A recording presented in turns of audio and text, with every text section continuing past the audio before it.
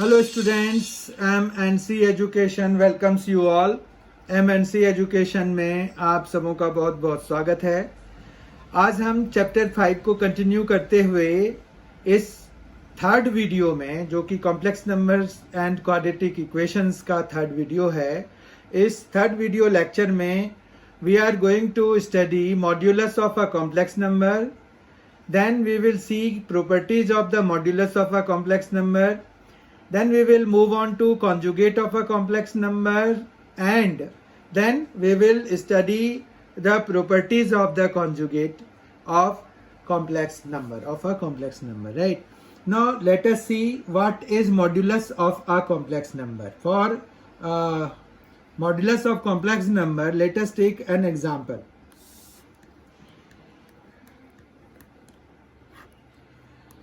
Let z is equal to x plus iota y be a complex number. The modulus of this will be represented by this one. Modulus हम इसी तरह से लिखते हैं ना, mod z, mod भी कह देते हैं modulus को.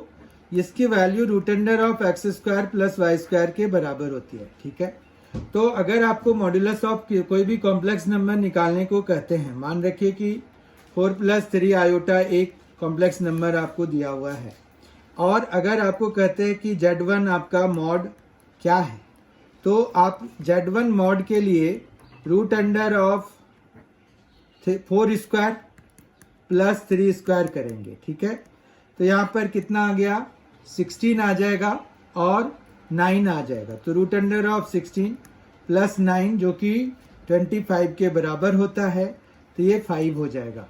कोई दिक्कत नहीं है. तो यही modulus of this complex number हो गया. रिमेंबर, मॉड्यूलस बेसिकली हम जो है मैग्नीट्यूड के लिए यूज करते हैं, और ये यहाँ पर मैग्नीट्यूड को ही रिप्रेजेंट कर रहा होता है. इसीलिए modulus of a complex number की वैल्यू हम हमेशा पॉजिटिव लेते हैं. ठीक है, अब जो है हम मॉड्यूलस की प्रॉपर्टीज देखने वाले हैं.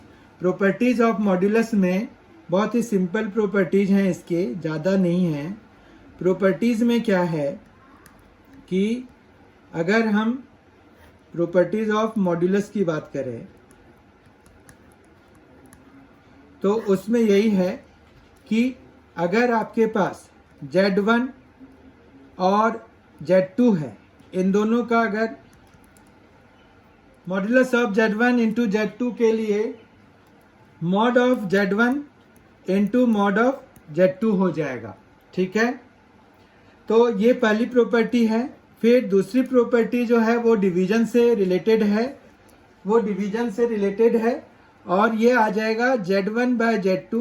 अगर होल मॉड लगाएंगे तो हमें यहाँ पर z1 का मॉड अलग से और z2 का मॉड अलग से हम कर सकते हैं. ठीक है, बाकी हमारे पास और भी कोई प्रॉपर्टी नहीं होती, क्योंकि जैसे z1 प्लस z2 का होल मॉड जैसे है, तो वो less then mod of z1 और z2 होता है. चलिए उसको भी देख लेते हैं.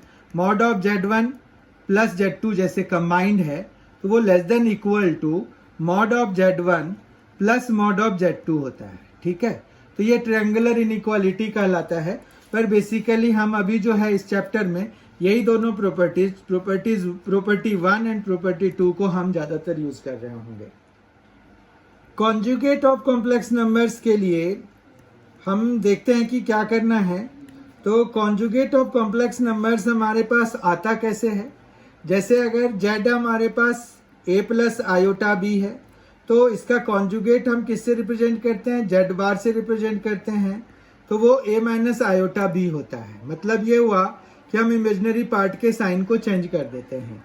इस तरह से अगर हमारे पास कोई नंबर 4 है, उसका कॉन्जुगेट जो है वो 4 ही होगा. रियल नंबर में, चूंकि रियल नंबर में कोई इमेजिनरी पार्ट नहीं है, जबकि अगर 2 आयोटा कोई नंबर है, तो अगर उसका कॉन्जुगेट निकालना है तो वो -2 आयोटा हो जाएगा. और अगर वो फुल फ्लेजेड कॉम्प्लेक्स नंबर है, ये तो आधे आधे है ना, इसमें ये प्योरली रियल है, ये प्योरली इमेजिनरी है. पर कॉम्प्लेक्स नंबर अगर फुल फ्लेजेड की बात करते हैं, वो इस फॉर्म में होना चाहिए. तो यहाँ पर यह है कि अगर 4 + 3 आयोटा है, उसका कॉन्जुगेट अगर निकालना है तो वो 4 - 3 आयोटा हो जाएगा. ठीक है, तो ये कॉन्जुगेट का बेसिकली जो बेसिक कंसेप्ट है वो आपको पता चल गया होगा. कॉन्जुगेट हम इसी तरह से निकालते हैं. ठीक है। कॉन्जुगेट की प्रॉपर्टीज अगर हम करने जाएं तो कॉन्जुगेट की प्रॉपर्टीज ज़्यादा हैं मॉड्यूलस के मुकाबले। यहाँ पर प्रॉपर्टीज ऑफ कॉन्जुगेट की बात करें अगर, तो प्रॉपर्टीज ऑफ कॉन्जुगेट में हमें जो है, जैसे अगर Z1 प्लस Z2 है और उसका होल कॉन्जुगेट निकालेंगे तो वो Z1 conjugate plus Z2 conjugate के बराबर हो जाता है, ठीक है। यही बात अगर माइनस है तो भी बात लागू होती है। तो Z1 minus Z2, if we have Z1 minus Z2 whole conjugate then it will be Z1 conjugate minus Z2 conjugate, no problem with that. If we have product there, Z1 into Z2 whole conjugate, that means Z1 conjugate into Z2 conjugate, that means we can get separate conjugates and then multiply the outcomes, no problem. Then we have Z1 by Z2 whole conjugate is given there, this will be Z1 conjugate by divided by Z2 conjugate, no problem with it. There is no problem if we separately take the conjugates and divide them. लेकिन यहाँ पर एक बात और ध्यान रखनी होगी कि हमारे पास जब भी डिवीजन की बात आती है तो जो डिनोमिनेटर है वो 0 के बराबर ना हो, ये चीज का ध्यान रखते हैं हम। यहाँ पर भी रखेंगे और मॉड्यूलस के भी केस में रखेंगे। मॉड्यूलस में जो हमने प्रॉपर्टीज देखी थी उसमें यही था ना कि Z1 Z2 का जब हम मॉड लेते हैं तो वो Z1 mod into Z2 mod के बराबर हो जाता है, ठीक है। यहाँ ये तो किसी के लिए भी वैलिड हो जाएगा, पर Z1 Z2 अगर है होल मॉड है तो ये Z1 mod upon Z2 mod है, तो ये तभी वैलिड होगा जब Z2 मॉड जो है हमारे पास, Z2 मॉड जो है वो नॉट इक्वल टू 0 होगा, ठीक है। तो ये डिवीजन में हमें ध्यान रखना होता है। ये ऐसे भी Z2 मॉड अचानक से 0 तो होगा नहीं, क्योंकि जब तक कि अगर कोई complex number, if we don't have any complex number 0, then how can we get its magnitude equal to 0? Magnitude will never be equal to 0 unless we have that complex number equal to 0. So अगर हमारे पास ये मतलब जो हमारे पास जो division है उसमें से जो डिनोमिनेटर वाला जो कॉम्प्लेक्स नंबर है वो नॉन जीरो कॉम्प्लेक्स नंबर होना चाहिए, इतना हमें ध्यान रखना पड़ेगा, ठीक है।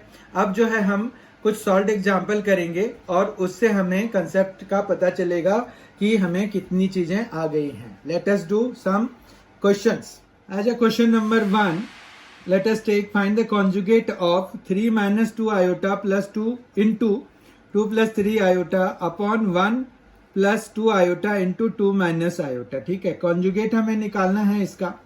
तो कॉन्जुगेट के लिए अगर हम ऐसा करें कि let z is equal to 3 minus 2 iota into 2 plus 3 iota upon 1 plus 2 iota into 2 minus iota, no problem with it. फिर हम कंप्लीट पे कॉन्जुगेट लगा देते हैं।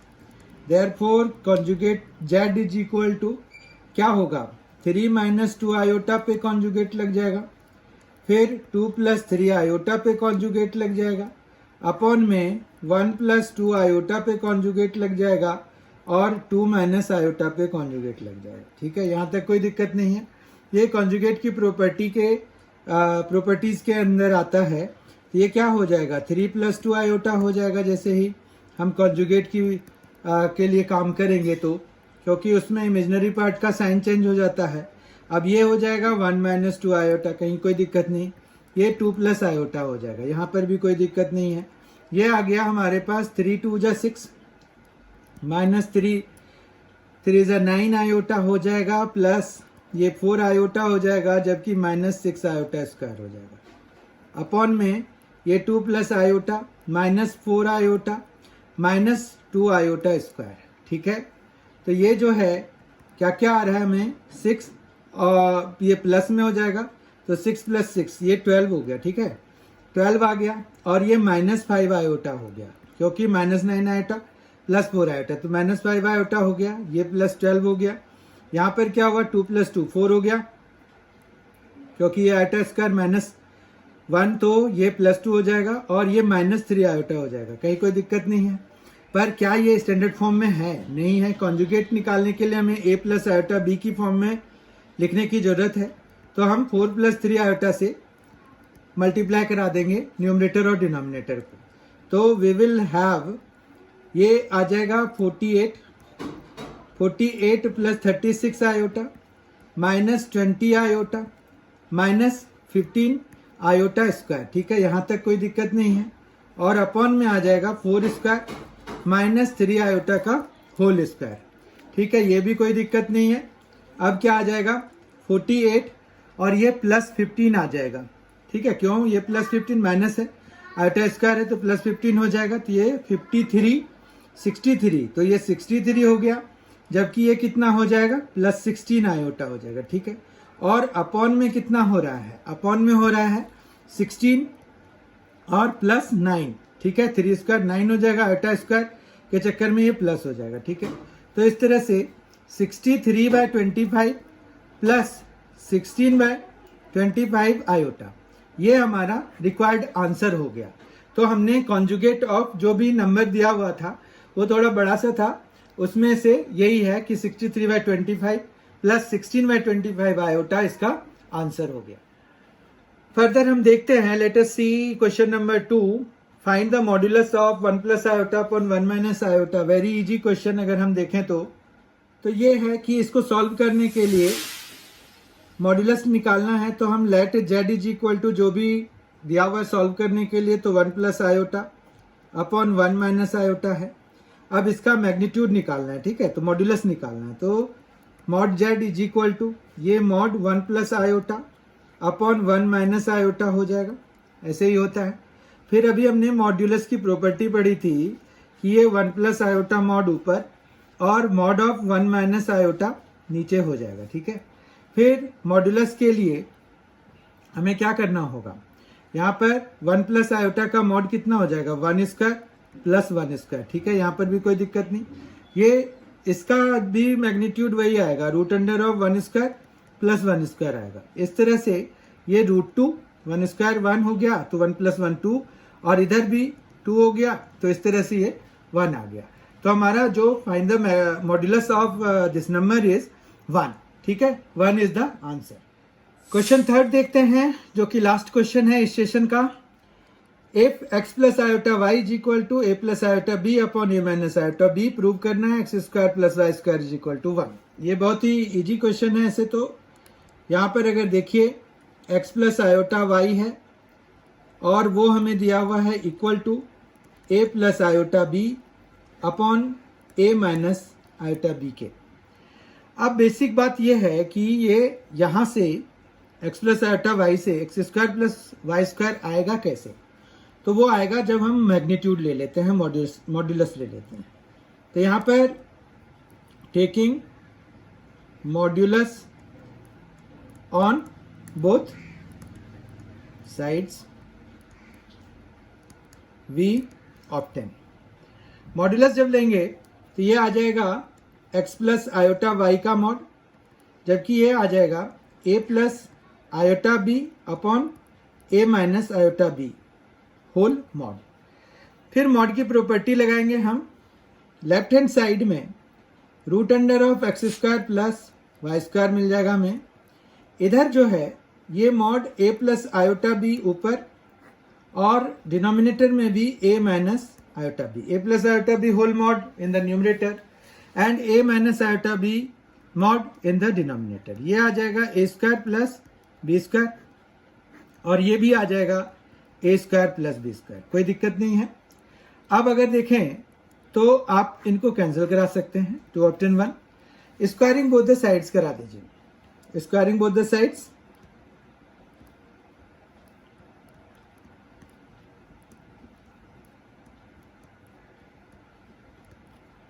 तो ये आ गया x² + y², इधर √अंडर रिमूव हो जाएगा तो x² + y² आ जाएगा, और 1 का स्क्वायर 1 होता है। तो ये प्रूव्ड हो गया। हमें यही प्रूव करना था कि x² + y² जो है वो 1 के बराबर है, और ये हमने प्रूव कर दिया x² + y² = 1, प्रूव्ड हो गया।